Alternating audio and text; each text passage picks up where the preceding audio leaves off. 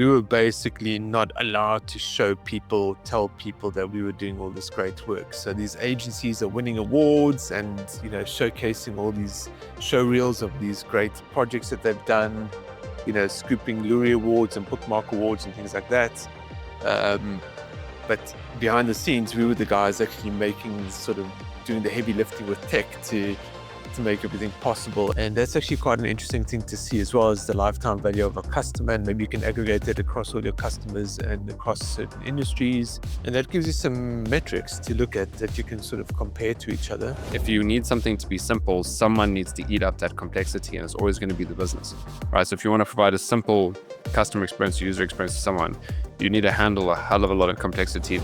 We build software for them and they're reliant on that for their operational side. So they use the software that we build to become really efficient, streamline their workflows and improve communication, and it's core to their operations. So from our side, we're doing probably 30% of our business is international work. So we're doing quite a lot of stuff in the States, quite a lot of stuff in the UK, some stuff in Holland, Germany and other sort of European countries. And then the rest is South Africa predominantly. The nature of being a software development agency, what is life like for you right now, given what's happening in the AI world and how software development is radically changing? Hello, and welcome back to the Founder Files. Today I'm going to be talking to Angelo Zanetti, the CEO and co-founder of Elemental Agency. Now, this business is, even one pausing for the introduction, they've repositioned themselves multiple times, right? So he's been in business for almost 20 years, and they're a web and software development agency. Like, they're doing great, but the point is, these challenges, especially when you're a services business of being everything to everyone, right? They had an opportunity because of what they do to kind of go into marketing and have that as an offering, right? Obviously, because they build software products, they decided to build their own product as well. And then this point of having a super competitive service space, how is it that we niche ourselves? In the 20-year journey, they've had to rethink how they position the business and best to go to market. And so that's what we talk about, right? We get into all three of those topics, whether it's launching a product and the implication of that on the business, whether it's starting out in a different capability within the business, like a marketing agency, or at the point of really niching down in terms of industries. We get into the detail of how he goes about doing this, why the changes, what the impacts and outcomes were, and just some of the lessons that he's been through that you could probably take if you're in a similar position too. And that's also the whole point of this podcast, right? So if you are not following this, if you have not subscribed to the Founder Files, this is the stuff we get into, right? These practical experience shares from other entrepreneurs around how they go about growing and scaling their business so that you don't have to go through the same amount of trial and error that they had to. So, right, you can learn from the people that have been there before. So click like and follow and subscribe now. And it's also the best way to support us and the best way to make me feel happy as the host. So thank you for joining us. Let's get into this epic, meaty conversation around positioning and business evolution with Angelo.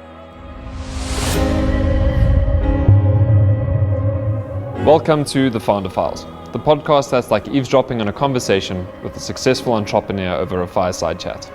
Join me, Cameron Coots, through this unique experience of unfiltered stories and insights from scaling founders around the globe as they share their ups, downs, and everything in between.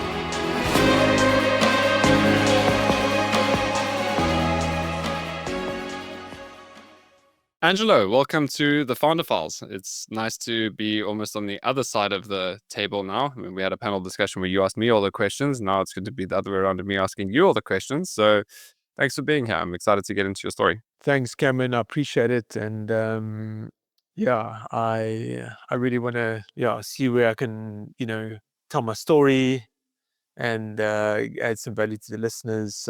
Keen to get into it. Well, like after a 20-year entrepreneurial journey, I'm sure there's definitely nuggets to get into. I say that as if we haven't already premeditated this conversation. That we have. But just to get straight into it, right? Angelo, tell us a bit about your business and your business model. Yeah, so our company is called Elemental. We're a web and software development company. As you mentioned, we were actually going on 20 years, not quite there yet. So started out two developers, basically two young guys, coding, doing everything, meeting clients, cleaning our offices, pitching for new work. And, not really having any business knowledge or any mentors or anything like that. Slowly kind of grew the business, eventually hired some people, in different roles, more developers, better developers than what were. And, you know, over the years, continually growing our team. So right now we're about 25 people, mostly developers, some project managers, some testers, and yeah, some sort of management and admin staff. And our model, or what we do, is we basically build lots of custom, complex websites, web applications, software, and mobile apps. So essentially, we're a tech partner to a lot of companies who want to build innovative products, and they don't really know how to sort of take an idea in their head and flesh it out into a sort of fully fledged product. So we help them along that journey, and we partner with them. We build their tech, and then we work with them for years to come. Iterating their products, building more features, more functionality, advising them on what's possible, what's not possible, what they should be considering. And yeah, and that's kind of what we do. So it's typical dev house agency, some retainer clients, and then a lot of project-based work. Can you give me a sense of the scale that you're at, and two, how would you define the market that you work in? Okay, so yeah, like as I mentioned, we're under just under 25 people, so we're not a big business by any stretch of the imagination, but I think it's a nice size, nice culture, still very intimate. And I think we've kind of purposely kept it not too big. I've heard of many stories of companies and agencies growing to like 80 people, HR nightmares, and they've scaled down to 5 people and been more profitable at 5 people than they've been at 80 people. And yeah, the nature of our industry is, there's companies all around the world that need development work done. So, whether it's products where they're going to generate revenue from, so it could be like SaaS products, booking engines, e-commerce sites, things like that. So these are sort of tech platforms that generate revenue within the business, and typically the business relies on these tech products as the primary revenue generator in their business. And then there are other companies where we build software for them, and they're reliant on that for their operational side. So they use the software that we build to become really efficient, streamline their workflows, and improve communication. And just it's core to their operations. So from our side, we're doing probably 30% of our business is international work. So we're doing quite a lot of stuff in the States, quite a lot of stuff in the UK, some stuff in Holland, Germany and other sort of European countries. And then the rest is South Africa predominantly. So just on that last part, being a South African-based company, right, and the CEO, founder being this, you mentioned there's two devs, so at the beginning, so obviously you have a co-founder. How do you go about generating your business overseas, right? Do you have any salespeople on the ground there? Yeah, how did you manage to get a lot of your customer base in Europe? So we do actually have someone on the ground in Holland, but I would say the majority of our clients have been either referrals, so people we've done work with before, and they've referred us to new prospective clients. Our SEO is fairly strong, so a lot of people have contacted us through our website. We've initiated discussions, and then we've actually gone on to do full projects. And funnily enough, a lot of clients we've done work for, we've never met, right? And that's the kind of beauty of this I'm sort assuming of you never met in modern. person. Yeah, I never met in person. Yeah, yeah. Okay. So I it'd be suppose that's seriously like interesting and also impressive if you've never met them ever, but yet you yeah, somehow still yeah, no, managed to close a deal with them. That would be like then we park everything we have planned for this conversation. You tell me how you did that. mm, yeah, no, it's not some AI agent bots that are doing stuff with people. No, no, no. It's yeah, but yeah, we build relationships, and yeah, I go to UK fairly often, and I'm always keeping in touch with clients and prospects and partners, and going to some tech events as well to learn, to grow the network, to see what's happening, and bring those learnings back to our team, and that works really well as well. Okay, so it's not just referrals. I mean, you're quite deliberate about your own presence there, building Yeah, relationships, just feet on the ground occasionally. yeah, yeah. I do want to go on a bit of a tangent because obviously you raised the AI agent point now. the nature of being a software development agency, what is life like for you right now, given what's happening in the AI world and how software development is radically changing so quickly? What does that mean for you and your business? Does it keep you up at night? Like, how are you handling this? Yeah, it's a good question. So there are a few things, right? So I think number one, there's opportunity for us. So we're working with clients implementing AI solutions. So that's actually generated more opportunities in terms of projects and things that we can implement. Number two, it's how can we use AI to be a lot more efficient in our own business? And there are, tools, like Cursor that our team are using and looking at in terms of being more productive, right? So these are, for those who don't know, Cursor is basically a platform, or it's sort of like an IDE. In other words, where we write the code. It's quite intelligent in that it does a lot of code completion. It kind of understands how you write code, and then it predicts what is the next code to write. So it saves in terms of like writing manual code. There's some autocomplete and things like that. But it's also powerful, which can be also a little bit scary, because if you don't know how to use it, it can actually be quite damaging and insert stuff that you don't need, even go as far as deleting code that you aren't wanting to delete. So, it's a very powerful tool, but with great power comes great responsibility. So yeah, that's the second sort of aspect in terms of the AI. The third one is, there are tools where you can generate sites or WordPress themes, or, using AI. And yeah, they are fairly concerning. There's quite a few of these. A lot of them don't do such a good job, but obviously that'll improve over time. So we've got to be aware of these and understand sort of where do we play, how does that impact us. I think the nature of the work that we do is really, really complex and very specific and unique to our clients' unique requirements. And often that is where we are very thorough, and we've got a lot of experience in kind of extracting all the complexity that these tools or products need to have, and building those features and functionalities into the tech products, which takes a lot of thinking, a lot of experience, a lot of knowledge, and knowing what to ask, and also sort of knowing what to preempt and what to cater for that, for example, a client isn't even going to tell you about. So you can prompt AI to do certain things, but you might not know how to prompt it to do certain things that you've never thought of considering in your project. So, that's where I still see there's quite a strong need for humans, and more on the complex type project side. But if you're wanting to build like simpler sites and things like that, there are tools that can do it. But yeah, I think they're getting there.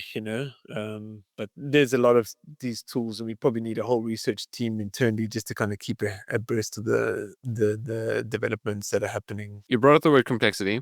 And what I want to understand now is, what is it that makes a piece of software complex? Okay, so there's potentially lots of different processes, workflows, integrations, automations, and exceptions, right? Um, so maybe I'll use an example, and I'll just think of one off the top of my head. Let's think about Uber Eats, right? In the perfect world, you order your food, you pay for it, it's all in stock, and the driver comes, you track him delivering to your house, you get it, and you complete the transaction. But think about all the things that could go wrong, right? They could not have certain stock, and you've ordered something, and that's out of stock, right? Maybe even after you've placed the order, maybe the payment gateway is down, maybe the driver gets knocked over. Maybe he can't find your house, or your bell doesn't work and you don't know the guy's outside. So the product or the offering seems simple, but behind the scenes, there's a lot of complexity. There's a lot of different integrations. There's a lot of different business rules. And I think that's where the complexity comes in, and how to make sure that these platforms deal with all these complexities. How does a user feel that they are still being served appropriately when the course of action is not the norm? So I Okay. don't know if that's answered your question. No, I think Uber Eats is the perfect example, because like, if you I've always taken it for granted that it's just like a order food, deliver it, but it's a very complex business, right? Before you even think about the technology layer on it, is that you have to have, like, none of these people are employees, right? You've got these outsourced drivers, you've got these outsourced restaurants and providers, you're creating this marketplace. It's a vendor relationship. You need them to accept orders, provide orders. You need payment gateways to this. You need tracking software and information. You need everything that's kind of updated, but it's partly logistics, it's partly marketplace. There's a stock management issue as well. So you need to rely on like the vendors to be able to handle this too. So like you've got stock management, you've got logistics, you've got payment gateway, you've got marketplace. It's like all kind of baked into this business. And yet it's an extremely simple product to use. And so the point there is that where like this is why I love the topics of simplicity and complexity at a very like philosophical level. Because the point is that if you need something to be simple, someone needs to eat up that complexity, and it's always going to be the business, right? So if you want to provide a simple customer experience, user experience to someone, you need to handle a hell of a lot of complexity, not just in the back end of your tech, but also just in your business processes and how you manage and run your business. And okay, so if I'm understanding there is that for the fact that it's not necessarily if it's a complex piece of technology, but if it's a complex problem that you are solving as a business, but there's many variables and many people and many moving pieces, and the fact that you want that solved with one interface or one product, like that's a level of understanding, not like where you need to bring the mix of I understand the industry, I understand your business, I understand the objectives and the goals of this, I understand the people and the different stakeholders and users of what's going to be happening on here, and then I understand the technology on top of it. So it's not just as simple as like I know how to build complex tech.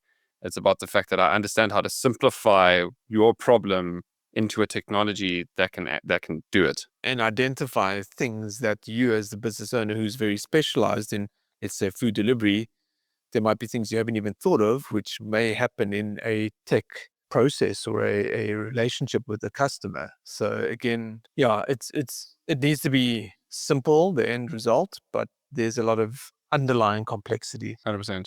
And also, I guess that there's the added nuance of 19, 20 years in the seats, but also working with multiple different clients within the same industry, but then across multiple industries means that there's this creative experience around, hey, you're the expert in your business, but I've seen this work elsewhere, maybe tweak this. And they're like, before you've even written a line of code, they're like, okay, well, actually, that unlocks a huge problem solve, 100%, right? We're going to work Yeah, with you and yeah. we're going to go ahead. So on that note, I didn't get any of that on your website, right? So talk to me about how you're positioning yourself right now. So how we position ourselves is, maybe I'll go back a bit, right? So when we started, we'd take on, we're young, we were sort of hungry, we didn't know anything about marketing and sales. So we'd kind of take on anything that we could get and do the work. I think we were fairly good developers, but, we weren't really good at selling and marketing. So what we found worked in the early days is we partnered with some agencies, so these could be like either really boutique agencies, design agencies, marketing agencies, and then even like the big advertising agencies, like the Ogilvy's of the world. And they would use us to build out projects and for these really cool brands. And it was great for us because we'd kind of kept exposed to working with, I don't know, BMW or Red Bull or whoever else it was.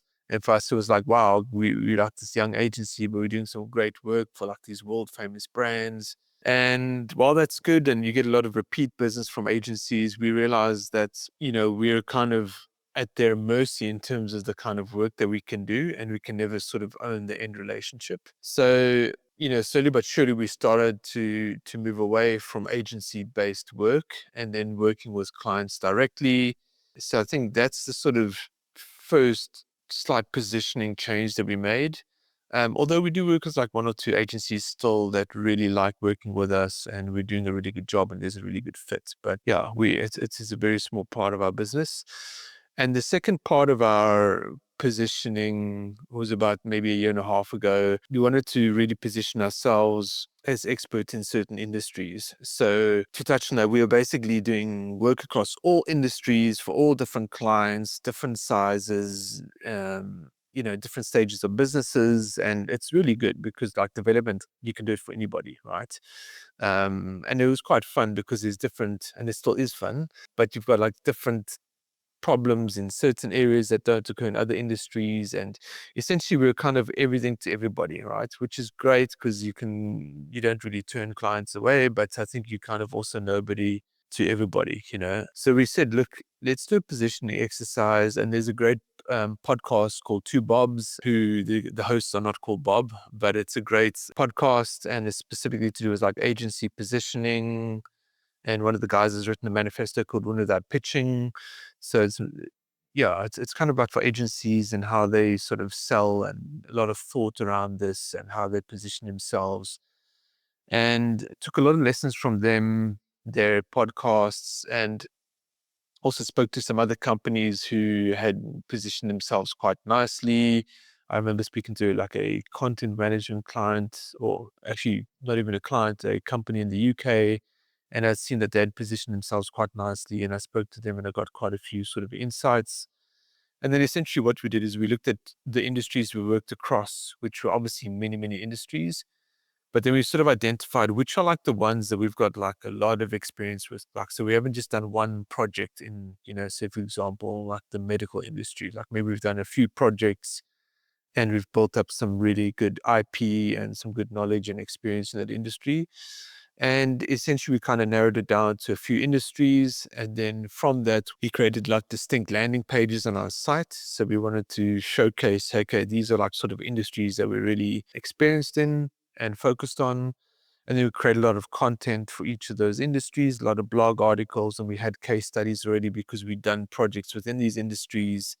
And essentially, if people are searching for, okay, well, we're looking for whatever, ed tech development agency, typically with the combination of the content, the positioning, and strong SEO, again, it kind of leads into a bit of a funnel where we'd be found on the search engines. And it also made it easier for us to to speak to clients from an industry that we'd already existed in. They'd ask us, oh, what other projects have you done in, say, for example, the edtech industry? We go, oh, well, we've built this thing and we've been working on this project for 6 years. And, we could like really showcase our work and really confirm that we've actually got that experience. And then there's all these little nuances in certain industries, which would tell certain people of that industry, which they wouldn't be aware. And they go, oh, wow, okay, these guys really know what they're talking about. And it just goes a long way to building that trust and to convincing them to working with us. So yeah, it's quite a, a long answer to your question, but hopefully it's painted a sort of a picture in terms of how we went about that journey. Well, I mean, back to the point of complexity, right? Positioning is a complex activity to get right, because the point is you need to take all this complexity of what your business is, what the problems are in the market, all the different types of customers, and then explain it so simply that like on within 2 minutes of reading your website, it's like, okay, yeah, these people can solve my problem. Like it's a lot of simplicity to get off the back end of quite a complex issue. So long story short, forgive you for giving a long answer.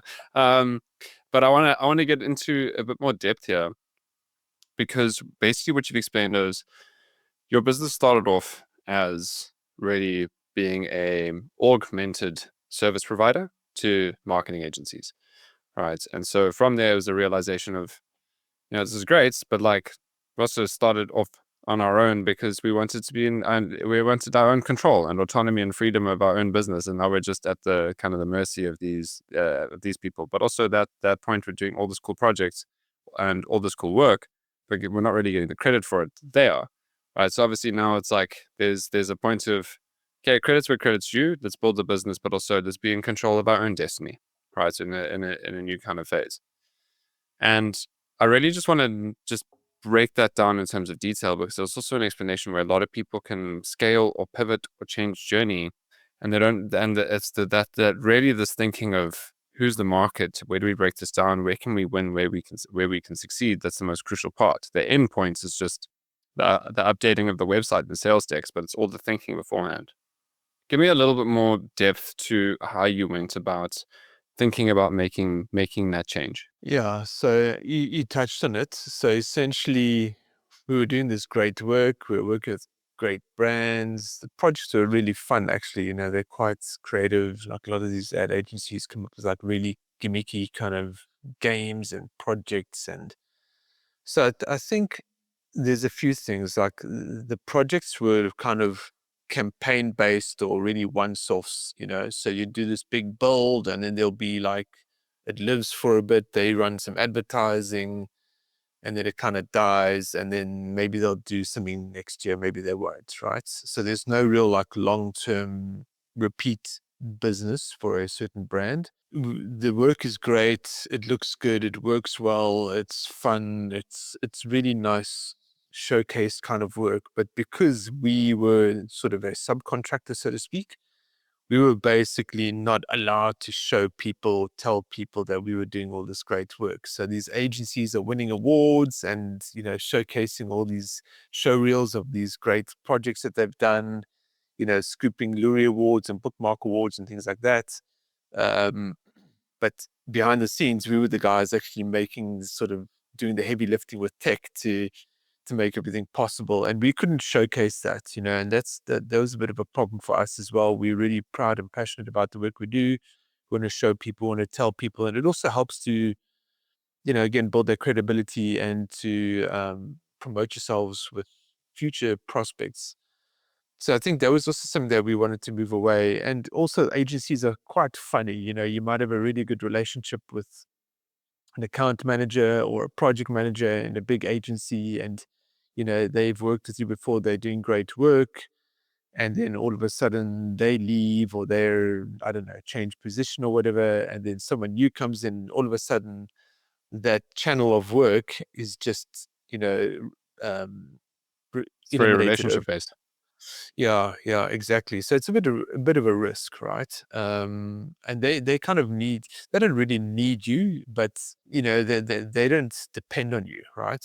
Or they didn't depend on us. But when they needed us, they could reach out to us. But if we weren't always there, it wasn't a problem for them, right? But likewise, whereas if we're working with a client as their dedicated tech team, they typically need us on an ongoing basis, and they sort of need us, and they're very reliant on us, and that creates a bit of longevity. So I think those are the main reasons why we thought, let's move away from just working with these sort of digital agencies, ad agencies, even other dev agencies, to be honest. So that gives a lot of clarity in terms of the why, the way. I want to know like the how you went about the thinking towards. So I mean, from here is like you would have worked with through the agency on the likes of BMW. I imagine there was like some enterprise level clients at certain points, maybe some large businesses, maybe medium, maybe even small ones.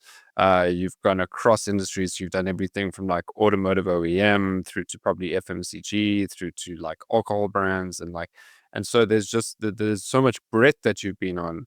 So like, and then you said that you specified according to industry, but like I don't know which kind of how you broke down the market. Is it industry and then typical size of business? Is it like this say similar sets of problems based on this industry? Like how did you kind of segment the market and structure that to be like, okay, cool, these are like regardless of our positioning, these are the people that we're going after, these are the problems that we know that we can solve well, and this is why they can trust us. Yeah.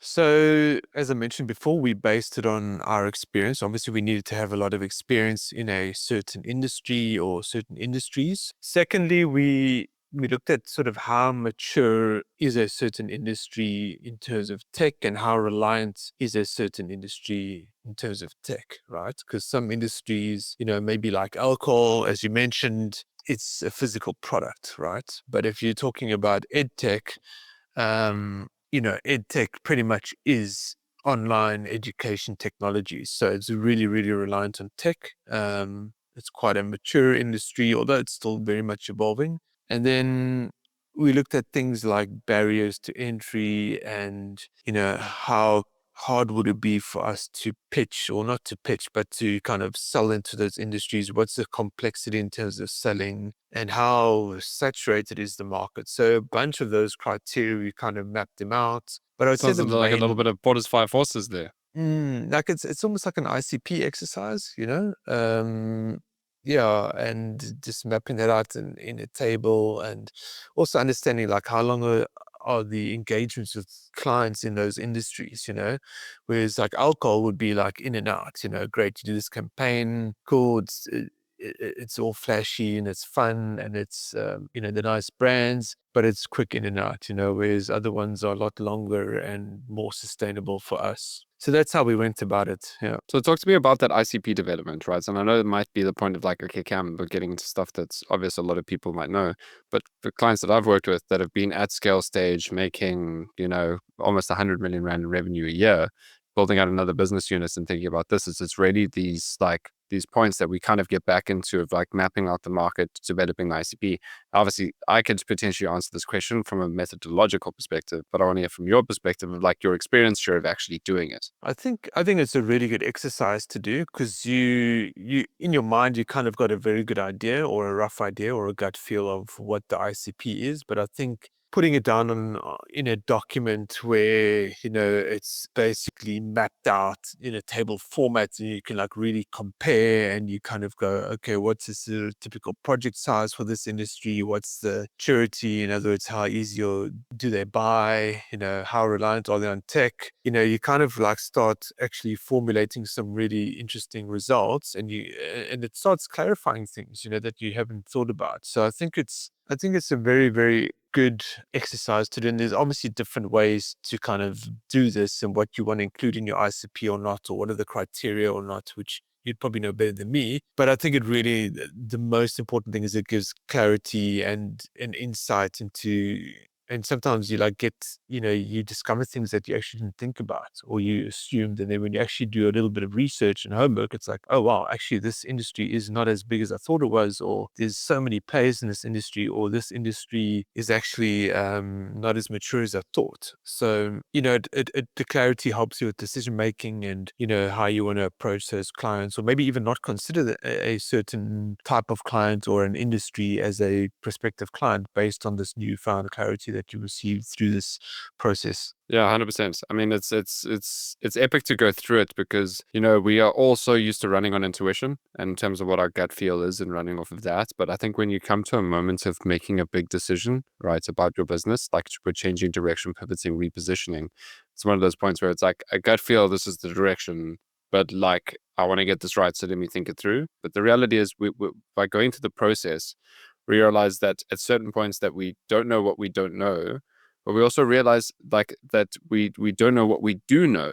And until we unpack that, there's so much information that we understand about the market, about the competitors, that we realize that we already had and that we can structure. Or there's certain things where it's like there, it's realizing what we don't know, what we actually need to analyze and figure out. So, for example, like what is the typical level of project size that they're spending on here? And it's like, I know that they buy because I've done this project before, but like I actually don't know what the market usually does in the space. The main point of what I hear all the time is, holy shit, I never thought about my customer, my market, my competitors, my offer this way before. And it's just by getting that thinking out of one's head. So on that, because we clearly didn't work together when you did this, did you DIY this or did you use someone else's help? No, as you know, I'm part of EO, and I reached out to actually a guy in America who had an ICP sort of canvas, which I actually didn't use, but it kind of gave me a framework. His one was really, really overly complex, and yeah, it wasn't really working for me. So I kind of used that as a base, but then I really modified it and did a bit of research, and it was kind of even before like this whole ChatGPT thing where you could kind of generate this quickly. But yeah, I did it myself, and yeah, figured it out and then shared it with my team and got some sort of feedback from them as well. Because as you said, it identifies certain gaps, right? And then you go, okay, well, I don't know that answer, like how mature is this industry, or how complex or how reliant is this industry on tech? And you can make assumptions, but sometimes it's nice to kind of really dig down and go down the rabbit hole and find those answers. Yeah, I'm adamant about staying in this rabbit hole because even to your point, we can use ChatGPT for this, but it's often the nuance of because it's quite an agreeable piece of technology, means that it will give you these answers like, oh, this is super clear. And so you try to get to the point of trying to sell to this customer, and then all the objections start coming. You're like, I haven't premeditated or handled this at all, right? And so that kind of can come through in the process. But let's say someone wanted to use ChatGPT right now, or someone wants to go manual in terms of doing this, right? You clearly piece together a couple like frameworks, a couple of approaches now. So if you were giving me advice, right? I'm thinking about repositioning MetaVolve and our business right now. What experience share instead of advice? I know there's no advice, only experience shares in the entrepreneur communities. What would be your experience share at a practical level of what you did, so I could potentially pull some frameworks or tools out of that? Yeah, I would say that which clients, if you look into sort of reposition from an industry point of view, right? Then I would say try and aggregate your clients according to industry, right? And then maybe even do Right. some numbers, because then you gain insights in terms of maybe ticket size per average client per an industry, right? You might also say, well, I really like working with, maybe a bad example, but pharmaceutical clients for whatever reason, and that could also be a criteria. So, and by also grouping or aggregating the clients by industry, the more you've done in a certain industry, as I mentioned earlier, the more experience you have, and you've probably built a lot of showcases and knowledge and IP in that sort of industry, which will make it easier for you to sell to new prospects in that industry, and actually make it easier for you to run marketing campaigns and pitch to people in those industries. Because hey, listen, at MetaVolve we've worked with X amount of pharmaceutical clients from small to big, and this is what we've done, and here's some case studies, and here's some really good thought leadership content, and here's a distinct problem that we know you have, and we know how to solve it, right? Instead of kind of, okay, we've never worked in the petroleum industry or the energy industry, and yeah, we think we can apply what we've learned in the pharmaceutical industry to that industry, and you could probably add value, but you haven't got like such detailed experience in that you're gonna really know what their problems are, and how to solve those, and also fast track the value you add based on your experience because you've done it before. Yeah, I think the proof and experience is often part of the obvious part, but I think to your points around the different industries, is different industries have got different general kind of profit margins. So again, going back to pharmaceuticals as an industry, is that there's going to likely be, if they're moderately successful, high degrees of profitability. So from a budget perspective and ease and buying cycle, probably a bit easier than going to someone who's in FMCG or logistics, where they are so tight and difficult around margin that it's like the ROI case for this needs to be so significant. And so part of that is picking certain industries and also markets is just like, where's it going to be easier to sell? And one of those things is if you've got the proof in the industry, that's the key one. Okay, so that's the thinking that you took towards the industries that you chose. Yeah, and I added What just, next? I added some other criteria. What is the sort of reliance on tech, in our situation? What is the sort of buying process? How long does that take? Are there any complexities? What is the sort of average ticket size? And how long is just sort of the typical client engagement? How long is that? And that's actually quite an interesting thing to see, as well as the lifetime value of a customer. And maybe you can aggregate it across all your customers and across certain industries. And that gives you some metrics to look at that you can sort of compare to each other. And again, you're getting this sort of clarity. And, things like, do you want to work? Do you like that industry? Like you might make a lot of money in, I don't know, oil, but you really don't like oil, or politics or whatever. But, or you really want to work with charities, but hey, there's no money. And like, so these are things that come out, and hopefully you can really figure out like where you really want to work, and what's going to make you decent money and long engagements, and not too complex of a buying process. And they're quite reliant on you, and you don't have to pick one industry. Like some companies pick like 12. I don't know, we picked, I think, 5 or 6, and I think I think that's whatever you want to do. I think going maybe 8, more than 8, like you maybe diluting your focus again, because you're kind of experts, but then you're kind of experts in many. So are you really experts? Again, there's a bit of perception there, but if you're a really big company, you can actually have lots of experience in those, in more than say 8 or 10 industries. And I mean, look, that speaks to us, right? So it's like often where we're a life cycle stage specific kind of business, right? So kind of at this point of growth territory of between like 20 to 150 people, right? There's these problems that you face of going from 20 to 50, from 50 to 150, that you kind of need to change in your internal environment, your leadership structure, your strategy that you kind of focus on. And that depends on industry. And like, yes, we've worked on a couple there, but even from my own experience is that it's like the moment I can have a case study that's in a different industry, but I've solved your specific problem, then the point is like, okay, cool, but it's like, not really getting this over the line. Versus, okay, like I've got three of me of the same industry, same problem, then it's like, done, like deal done, let's do this. Right. And it's just that kind of proof and trust. A lot easier to do after 20 years of being in business when you've probably got the track record where you can just pick and choose. Okay. What happened next, right? So now you've defined your ICP or ICPs, right? You've got these according to specific industries that you're going to be targeting. What did you do after that? Yeah, so we rolled out all the content, all the positioning. We ran some campaigns as well, some Google ad campaigns. Sorry, before even doing that, did you DIY all of this, right? Because I mean, obviously you had to, like, you've got the web development side.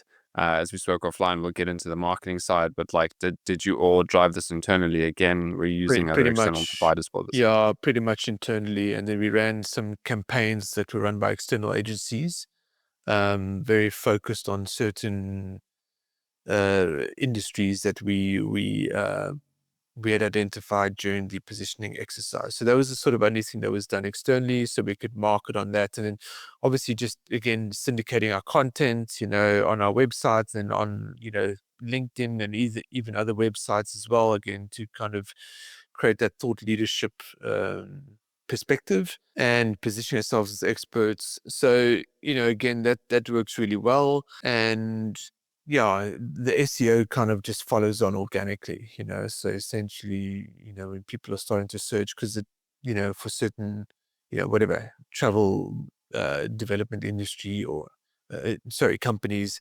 So, but that takes time, SEO does take time. So it's also about just, okay, great. Well, these guys, I'm in this industry, I'm looking for someone in this industry, and, they look like they've got the credibility and the experience to do what I need solving in my business. Yeah. No, I guess to zoom back out because we got like super micro detail there. So thank you for that. That's just again why we do the long form now.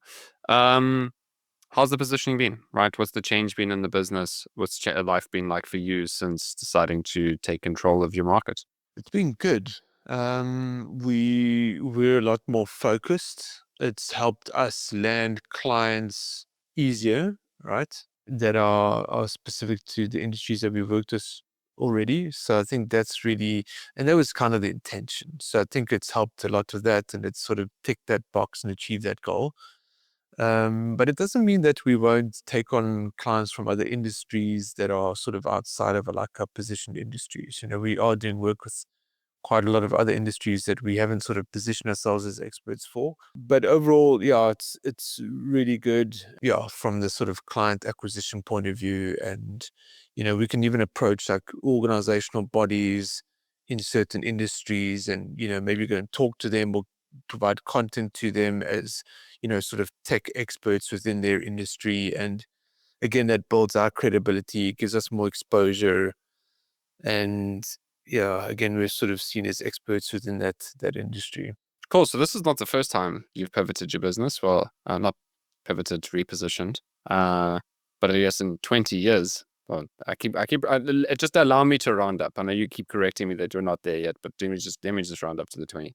Tell me about another time where you had to rethink repositioning yourself. Yeah. So I can't remember the exact date. I think it was probably 2017, 2016, maybe then. So we were doing a lot of website development, web apps, and often our clients, at the end of the project, they'd go, "Great, guys, you built us this nice website, this SaaS web application, or whatever it is, travel booking websites. Now we need marketing. Can't you guys help us with that?" And we're like, "No, sorry, we only do development. We don't do any marketing." And we kept on like turning these people away, or maybe we referred them to some people that we might have known. And then at some point we thought, well, actually, hang on, like this is becoming a recurring theme. Why don't we actually just build our own little marketing division? And then we did that. We kind of planned for it. We created all the different contracts and the packages and offerings, and then we hired some specialists, very experienced people, And we did it, so we started our marketing division, and when we finished projects, our clients would get handed over from our development team to our marketing team, and they'd kind of run with it, and it is working pretty well. And we'd actually pick up other marketing clients that would in turn need development work, and we sort of grew that team slowly but surely, and worked. Yeah, it was kind of growing organically, slowly but surely, working well, being profitable. And then then COVID happened, so many companies were shut during lockdown. So I remember, like, some of our clients were like industrial clients that were manufacturing things, and their factories were closed for 6 weeks. Like, they're not making any income. And or we had travel clients as well, so they weren't able to take any tourists into the country or do any tours, and their business has ground to a halt, basically. So naturally, marketing budgets got canned, and they didn't really recover. In some cases, never. Especially travel, because travel was on and off for like many, many years, actually. And so we kind of lost a few clients, but we're still sort of profitable. But we wanted to grow this again, this marketing division, and we found it quite difficult because we were essentially a development agency doing marketing, right?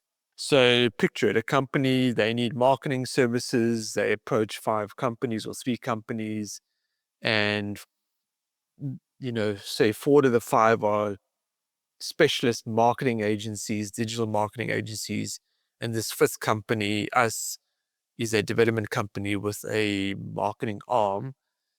We were always struggling to kind of really convince the clients to sign with us. I mean, we did sign some clients, but yeah, COVID was tough. Um, so eventually we thought, no, let's just stick to really what we're good at, the development side, and let's close off our marketing division. Yeah, we closed our team, and then we basically handed our clients over to some people that we knew who also had marketing agencies. We knew the clients would be taken care of, and sort of just said, let's just really focus on development work. That's all we're going to do now. And no marketing, no content, no social media, no SEO, no Google ads. And I think that's been good, because right now you want development, you come to us, right? Often we see companies they're doing everything, they're especially digital agencies. I mean, what is a digital agency? They're doing like, okay, cool, we can do a bit of social media, we can do some Google ads. Okay, we'll just say we can do some SEO, we'll run some stuff. Okay, we can do websites, we can do mobile apps. And they're kind of very, very fragmented in their offering. And they're probably good at some of the things, and other things they maybe just outsource. And we didn't really want to be that. We wanted to be like, come to us, speak to us about your development problems. What do you want to achieve? This is only what we do. And we tell clients that, we don't do marketing. Sorry, we can't help you with that, but we can point you in the right direction. But through the discussions, we can talk about dev and their problems, and we talk about things they haven't thought about. And that's sort of, they go, oh, wow, geez, these guys really know what they're talking about. Let's further the conversation. So that was quite an interesting journey. I think it was good. I think we learned a lot. And I think trying to have, maybe it was bad timing as well as COVID, but I think you got to be careful of diluting your real core focus and your specialties and your expertise. But that's not to say it can't work, and there are many companies that do it really well, and they've got multiple offerings and specialists in all areas, and they do it really well. For us, I think it was just good to do it, pivot away, and just sort of return to our roots. Yeah, I totally agree with you. I've seen so many stories of people building out a different capability for their business because the clients have requested it, and then they almost always go back to what the first idea was. What I want to know is, I mean, this may be a tricky question given the timing of when this happened around COVID, but how would you say that the profitability and ease of management of your company was, like before, during, after the marketing function of your business? Yeah, so we had pretty good people, pretty senior people. They were, very honest, very I don't want to say self-motivated, but they basically got on with it. They didn't need micromanaging, and they didn't, they almost treated it as if it was like their own little business, right? And I think that's so important to have the right people. But it still divided our attention as well, So, whether we're having management meetings or sales meetings, you know, are we selling development or are we selling marketing? And then, everything kind of gets diluted. Your efforts and your time is split now between the sort of two divisions. So I think that was tricky. And then it just needed more time, and again detracts from like what we're really good at and really what's sort of our bread and butter and our background. So I think when it left, you asked what was it like afterwards. I think it was good because we didn't have to deal with the marketing management of projects, of campaigns, of budgets, what new leads on the pipeline, where are we with each lead, and have like these lengthy sales meetings.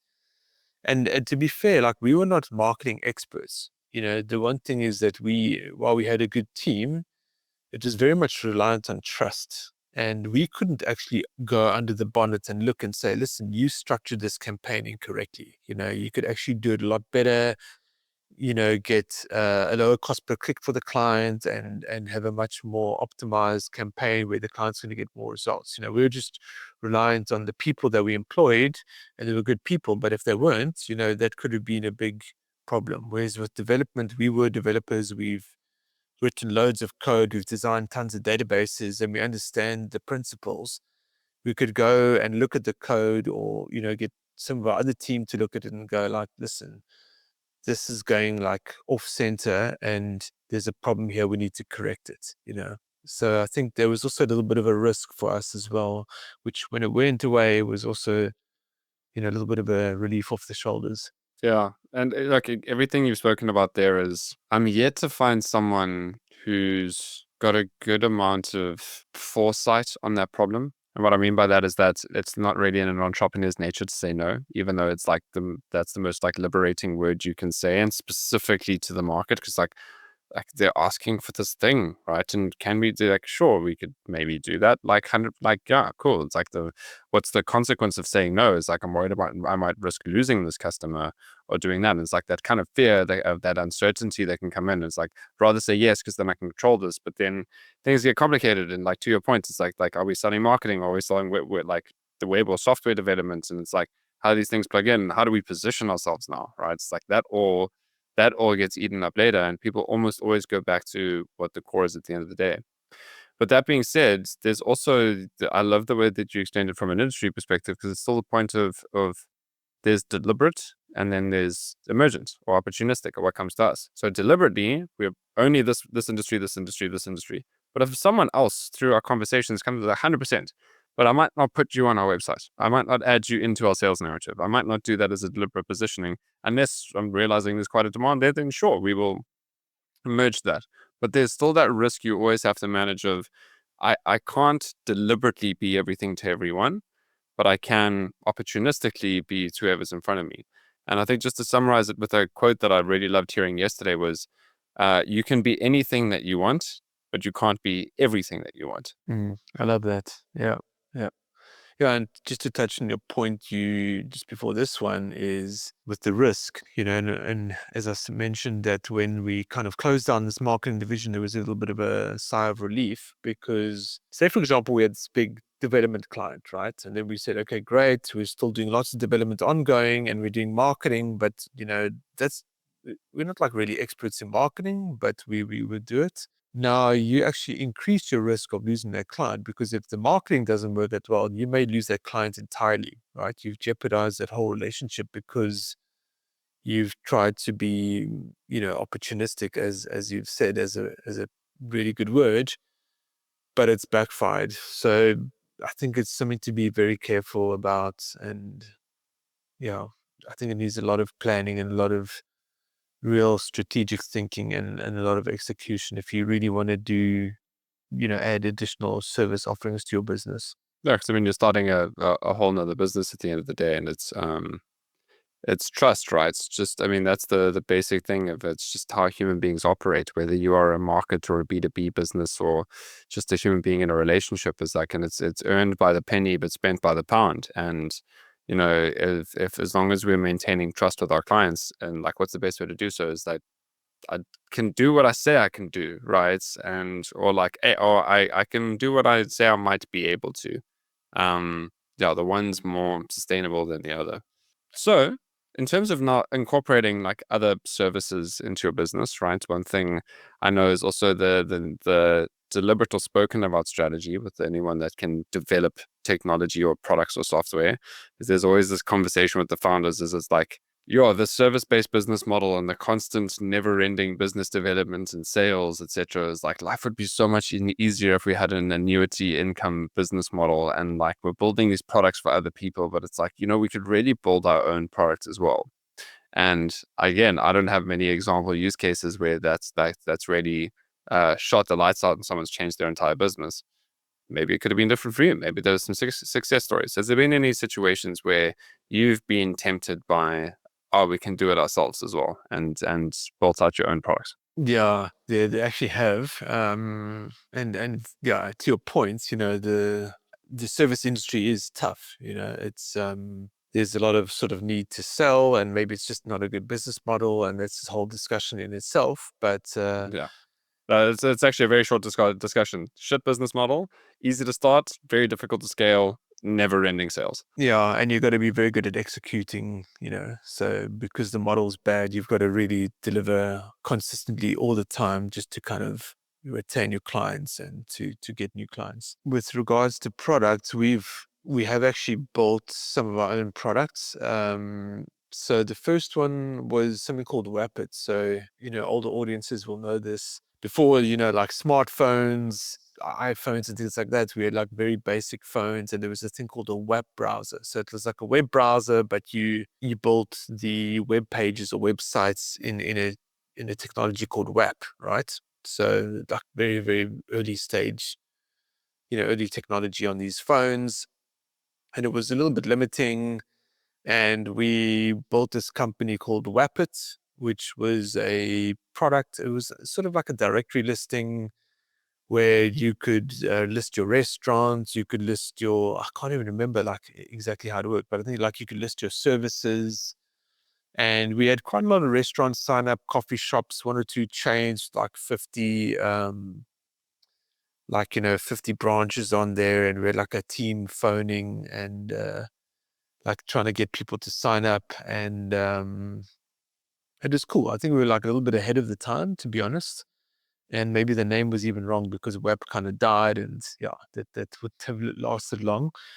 Yeah, so essentially it's hard to build your own products. And we were making a bit of money, we are getting some, quite a few listings and things like that, but it's a bit of a chicken and egg. I think we spoke about this earlier, where you kind of need, I think you described it as a marketplace, but you want to market this website to people to use it, but you need restaurants, you need entities to list on there, right? In order to get entities to list on there, they're going to go, well, why should we list on there? What's the effort involved? What's the ROI? How much traffic are you getting? And you kind of need both, right? And it's hard in the beginning, like the chicken and egg scenario. Um, so we had a bit of success with that. We sold a sort of a licensed version of that to a company in Holland, and we made some money off that, which actually was pretty decent. But again, that sort of died. And I think that's also, again, our focus, being on a business, elemental business, and a little bit on the side of Wapit, you know, you get a big project, you get a big paying client, and then you kind of like all hands on deck, and then Wapit takes a sideline, or goes in the back burner, right? And this actually happens a lot with dev companies trying to build their own products. We also built another company called Luxury Taps. So that was essentially a drop shipping business. So we built this really cool website where you could shop for luxury taps, as the name suggests. So we had like really, really cool taps, like taps with sparkling water, hot and cold taps, and these ones that extend. And That's so so like niche. It's niche, but we thought, okay, luxury taps, because it's a small thing to kind of deliver. It's a little bit heavy, not too bad, but it's expensive, right? So you can make like decent margin on each tap. But drop shipping model is quite difficult. And for those of for the viewers who don't know, drop shipping, essentially you're kind of the face of a brand, but you don't hold any stock and you generally don't fulfill the order, or you partly fulfill the order. So what we did is we were looking at drop shipping and we're like, okay, cool, let's look at all different kinds of products. I don't know, there was running products and stuff for kids, and then we settled on luxury taps or taps, and then we said, okay, cool, let's just register luxury taps. And then we had to go and do a lot of business development. So we had to go and knock on all the doors of like these big tap providers like Tivoli, Hansagrohe, Frankie, Cobra. And then I'm convincing these guys like, listen, we're gonna like bring you orders. All you have to do is ship the thing to the clients. We're gonna market it. We're gonna generate the order. And so we managed to convince a few of these big guys to do it. And we also had a marketing team, right? So we had our own little internal marketing division that was doing our marketing, which is great, so we could actually do our own Google ads, Google shopping and SEO and things like that, and generating traffic, generating orders. But it's very hard to scale, it's just I got to also find keep it so on. interesting because I mean, like your core business, you're in the business of building software, you're in the business of building web and marketing and SEO, and it's like, okay, cool. Well, I mean, we can do this as well. We can build an e-commerce platform, and now you're in the business of selling taps, right? And it's a very different business. Like on that point, it's like you can build the interface and the way to sell it, but like getting the customers on board, getting them to supply it, being that intermediary, like there's a whole nother learning curve to that. Yeah, exactly. And there's like a delivery component as well, a fulfillment component, where basically you've got to take the order, create the order with the supplier. They've got to ship it from their warehouse to the client, and then maybe they're not at home, maybe they're at home, maybe they've got questions afterwards. And so it's actually quite a complicated thing. And taps actually are not the most simplest thing. You've got all these different tubes at the back and different dimensions and how to install it. So again, it was a nice learning curve, but a hard business to really grow. And again, it diluted our focus. And yeah, ultimately we canned it. I think drop shipping is actually just quite hard in general in South Africa, and maybe overseas. I know it's popular overseas, and it can work. I think our e-commerce market's also very small, and we're talking maybe 7, 8 years ago, before like Takealot was really popular, so people weren't even used to shopping online, and now you're buying a tap online. Like that normally you go to CTM or I don't know, Italtile or whatever, and go look at the taps there. But it was a good learning, but we pivoted. Well, I wouldn't say we pivoted. We just kind of tried that, sort of worked, made some money, but it is hard. Like the amount of money you make for the amount of effort and team, and it wasn't worth it. So we also canned that and just kind of took some learnings away from that. How did it end up going with Rapid though? What was the kind of ending story with that? Wrap it. So again, you needed people to always drive, sell and get new restaurants on and convince them about it. And it was quite early, like people weren't even used to using like smartphones, and like who's going to search on a smartphone for my restaurant. And so I think we were a little bit ahead of the curve there. Um, so that was tough. And I think when we sold the license to a company in Netherlands, we were like, cool, we made money. Like, let's just we just were supporting them, I think. And then they were running it on their side. But I think after that, we kind of just, again, saw like it's a very difficult business to kind of grow and scale. And you need big money for marketing. I think that's also the thing that a lot of companies don't realize. And we build a lot of tech for companies, is that great, I'll build this great technology, whatever, mobile app, website. It's solving this problem. It's going to make me millions. But people don't think or underestimate how much marketing budget, but also strategy and, different types of campaigns are needed to really, really make it a success. It's super tough. And the old phrase of the build it and they'll come really isn't true. So The guys that do well, they've got a marketing hat on from the start. They don't just have enough money for dev and, oh, we've got like a little bit of a marketing budget, and then we've got to really make this thing work with this tiny budget. So I think we were sort of in that second half where we if we should have had more budget to spend on marketing. I think that the luxury caps we did, and we had like in-house expertise, and it worked. Like we had good traction, but yeah, it was just a hard business, and the margins were just like not worth it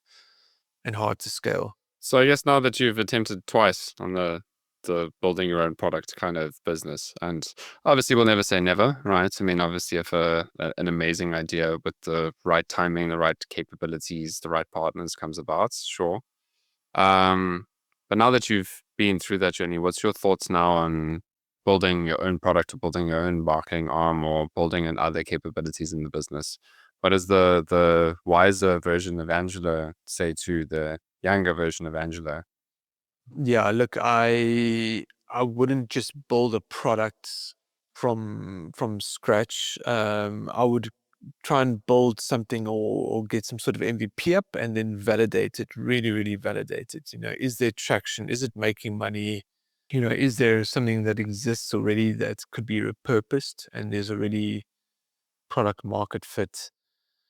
And then if so, then potentially look at, building a proper product, but really marketing, don't underestimate how much marketing and how tricky marketing is becoming these days. It's super competitive, it's Any market you expensive. go into is heavily competitive. Yeah, and is it a B2B, B2C, is it SaaS? What is it? What is it that you're building? Yeah, these businesses are tough, eh? But again, you also look at some of these valuations and people who exit and they're doing really well. So there's that other sort of side of the coin, which is quite attractive, but it's a hard grind. Like really, it's a hard grind. So yeah, I think tread cautiously, really, really cautiously. And if you're gonna do it, you need to like really, really do it. But like if you're gonna half do it, it's really going to struggle. I know some companies where they've actually built products successfully and they've made a success of it. And what's actually happened is, say for example, like there's two founders, right? They'll actually start a separate business.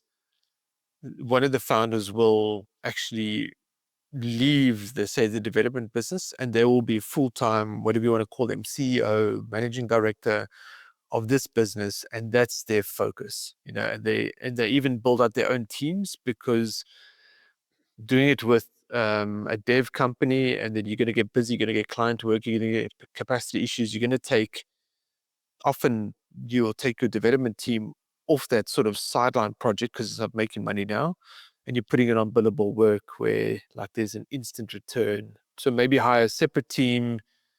It's going to hurt. It's going to cost a lot of money. And then someone resigning and then running that as its own business, almost as its own startup. And maybe it's got its own little bit of capital, and burn the bridges, like the Vikings used to take their ships, burn the bridges. There's no turning back. I've seen that work. Again, really, really hard, but it is possible. And they will the original business survive without, like, say, one of the directors not full-time involved, like maybe 20% involved as a chairman or something like that.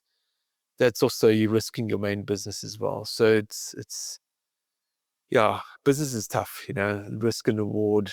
So yeah, hopefully that gives a bit of clarity in terms of how I think it could work. I think the because I like to think in principles. The one that I'm walking away with that is it's if you had to ask yourself the questions like, do I think we are ready to build and potentially launch this product? The answer to that question would be like, yeah, sure, why not? But if you had to ask yourself the questions like, are we ready to build and launch a whole new business? You'll be like, oh, okay, I probably need to think that through a little bit more, and make a decision on that. Because to your points, is it's like people have created a new structure, a new entity for it. But even if you are launching a new product, it is a new business, and to going through that thinking of, it's like, is this the right thing to be doing? So Angela, What would you say your biggest challenges are right now? I mean, coming up to the 20-year mark, right? You've been through some of these trenches of like building out other things for growth. Is like you focused on the core part of your business. You've got a couple of industries you focused on. You've really niched down your positioning. Yeah. What are your challenges right now? Yeah, that's a good question. I would say predictability. I would say that in terms of future projects, future recurring revenue, I think that's we spoke about the business model, a service-based business model is really tough. I think maybe AI is also a challenge. So how can we make our business as robust, maybe is not the right word, but as defensible as it can be, so that it can withstand like future storms. That it's not reliant on heavy selling all the time. So I think that's probably like an industry or a service common thread. Even lawyers, they've got to like Lawyers, sign new accountants, clients. strategists, software. Yeah, It's anyone that's like what all the white collar workers now in service based businesses are like, don't know what's going to happen in the future. yeah. So I think that's probably the biggest challenge. And I think for us, our one of our biggest challenges is to keep growing our international client base. I think it's getting there. We're doing that quite well, but we want to really grow that a lot more. We're doing great work, working remotely or servicing clients from different location. It's completely possible. We've done it for many, many years. So a goal, maybe less a challenge, but a goal is to really grow that a lot more and take advantage of the sort of like exchange rate and yeah, and just work with more international clients. Yeah, I think that's a big challenge. On the predictability one, how are you thinking about that? What are you currently doing to try and solve or address that? Or are you just waiting for the AI wave? It's in a way linked to ICP. You could use a similar parts of the ICP, but what you could do is you could, predict and forecast and say, listen, we want to be at this size in this period of time. What does that look like? And then you kind of work backwards and go, okay, well, for us to be at this stage, we need to have X amount of this kind of client, you know, we need X amount of recurring billings, and we need X amount of maybe international clients. And we need to kind of work backwards and go like, who are those clients or who are those prospects? How are we going to get them? And, I think that's also quite an interesting exercise to do. And then from that, you can get tangible sort of targets to approach and to attack to ensure that you've got this sort of predictability,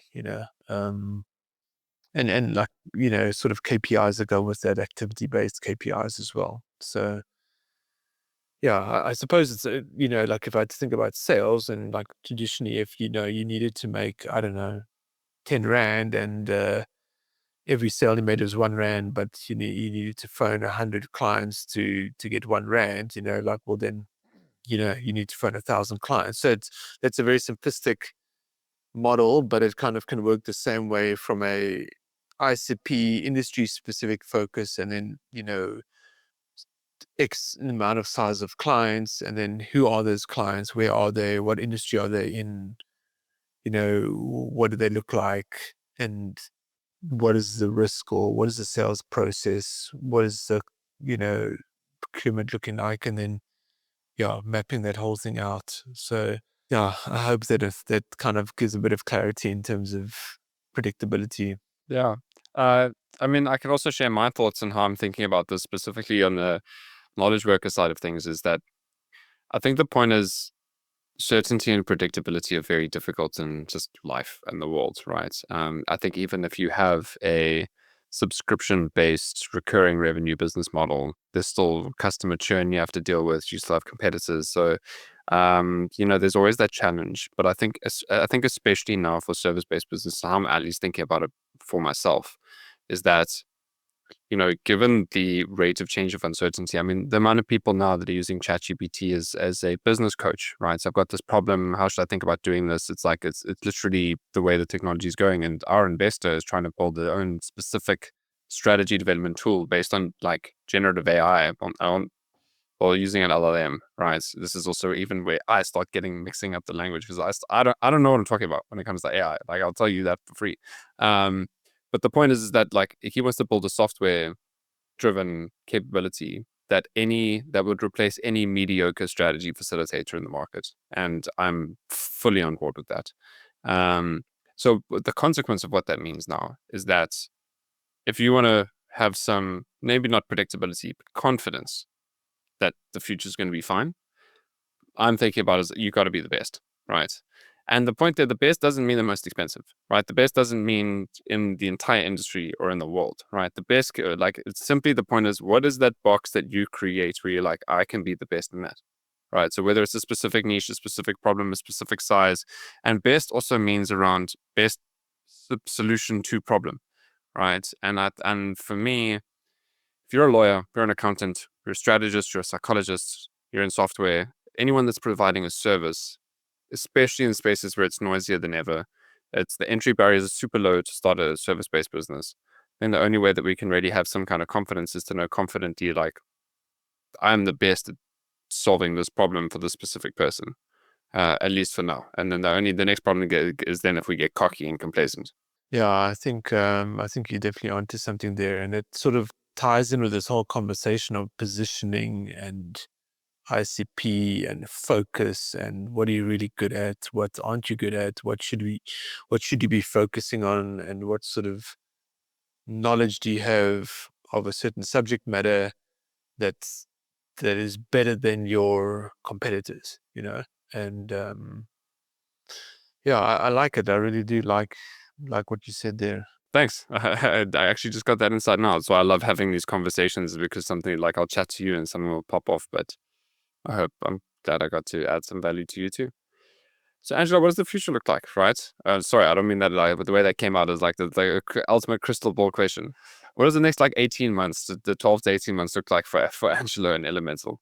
Yeah, we need to keep refining I wouldn't say our positioning, but I think sorry, let me rephrase that. I think we need to really maintain our positioning and maybe introduce up one or two more industries because we're working in a few of those, with quite a few projects. And I think the big thing is that, since COVID, everything went online, everything went digital. And I think the big thing, what's happening is it's doing a 360, right? Where people are a lot more in person. It's a lot more relationship based. And I think we're all getting cold emails, LinkedIn messages, even the odd spam WhatsApp message. And it's like people trying to like sell you stuff. And it's like, I don't know who you are. I can't trust you. And I think relationships are going to be super, super key. And I think keep maintaining those relationships, keep adding value, giving first, taking afterwards. If you take it all, I think that's key. So I think that's a good foundation for us to keep growing our business. It's not really scalable, but we don't need to become a 100-person company, and keep doing good work. A lot of work is through referrals. So I think if you like really being the best, as you said, you're going to get more referrals. You're going to get clients, and you're going to showcase that work, and that's hopefully going to also lead to other things. But yeah, we also need to be aware of AI and what's happening with that, and see where the advantages are, where the risks are, where the threats are. I think threats are yeah, really, really important to look at and understand and really act upon them. And I know most business owners are so busy that they don't have time for that, and I'm partially guilty of that myself. But yeah, sort of, you don't want to be, there's an analogy of you in the war, you're in the trenches and you're throwing grenades out of the trench and they're landing in the trench. But meanwhile, 1 kilometer away, there's like a massive ton of tanks coming, and you're kind of just throwing away the little grenades, but there's this massive fleet of tanks coming and you're going to get wiped out. So I think sort of having that ability to put your head up, look at a longer term, and really sort of understanding what's happening, and that that you do through different learnings, even like podcasts like this, speaking to interesting people, doing master classes, going to events, whatever, reading books, watching videos. I think that's part of our next 18 months as well. So I really like that metaphor that you've given about being in the trenches, because I mean it's given a whole another view on it. Because when you're in the weeds, when you're in the midst of it, it's like either you're growing quite quickly or you're in a process of change. Really, I mean, well, entrepreneurial business isn't, but I think the point is when you're in the trenches. I love that thing is like like I can't lift my head up because there's bullets firing. I've got to be shouting commands at people in the trenches. I'm throwing grenades. I'm lifting up, and it's like I've got to focus on this thing and do that, but then I've got to do this and call the medic, etc. So you telling me like the thought of even lifting up my head right now feels like a risk because I don't have the time. Like I don't have the space. Like I need to actually just stay in the trenches. But the reality is, it's like even if it's the worst thing around the tanks, I was on the one side, or the other point is you realize that you've been sitting in this trench this whole time. And there's just this hill over there where you can get a complete advantage if you just move and turn onto the battlefield, and you'd totally be able to win. But it's like you have to take a step back, survey the environment, and rethink about where your position is, quite literally, and how is it that you can tackle that. So um yeah, that's there's whether it's the art of war. There's a lot of overlap. Like I'm a pretty non-violent person, but like it's just too easy metaphorically to compare battle and conflict and war to strategy. I think the key thing for, business owners like myself is to be able to carve out that like deep thinking, focused time, whether it's research time, whether it's reading, whether it's strategizing, whatever, positioning, like that just doesn't happen like if you just wing it. You've got to be intentional about it, and you've got to really set some focused time for that, block out your calendar. And I think that also comes back to the trench, like you've kind of like got to block out time and set time aside for something that's really, really important, but it's really, really not urgent, because typically like you're reacting to urgent things, and yeah, maybe they're important, but they're not as important as this massive thing that's coming down the road, and you haven't sort of given yourself enough capacity or carved out, quality, deep focused time to think about it, look at it, analyze it, and go, well, actually there's opportunity here, or we need to kind of dodge this thing, or we need to change this strategy, So, but yeah, we're kind of getting into a bit more productivity, which also I like. Yeah. Yeah. Look, for me, the easiest point of doing that is actually just committing to that time. Because I mean, that's when, like, whenever we work with our clients, it'll be on a journey of like, because it's like specifically when you're scaling, right? It's like getting a 5-person management team into a 2-hour slot just once a week is already a challenge. But the point is, once that's carved out and we start working with them for weeks on end, that behavior's already in there. So now it's like, no, just keep meeting like this every single week and keep worrying about execution, thinking about the bigger picture, sharing ideas. I think the hard part is often just starting, right? Is actually just getting that behavior and that time slot in place where you're sitting with your leaders and just focusing time by time. And then as long as you've got a good agenda of what you need to discuss, it's the hardest part is more just forcing the space. Yeah, the discipline to just kind of stick to it, right? So Angelo, thank you for being on the Founder Fast. This has been an awesome conversation, and definitely lots of learnings gathered. Just for as a service-based business owner myself, right? It's just the journey that you've been through, the repositioning. Even for me, it's really hard to.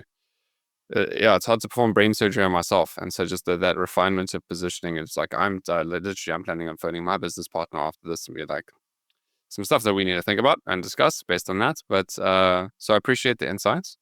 I just have one more question for you, and that's what's the one question that I haven't asked you that I should have asked you that you'd like to answer now? Oh, wow. Geez, that's a tough one. Yeah, so maybe the question of like, would I have done this? Yeah, would I do it again?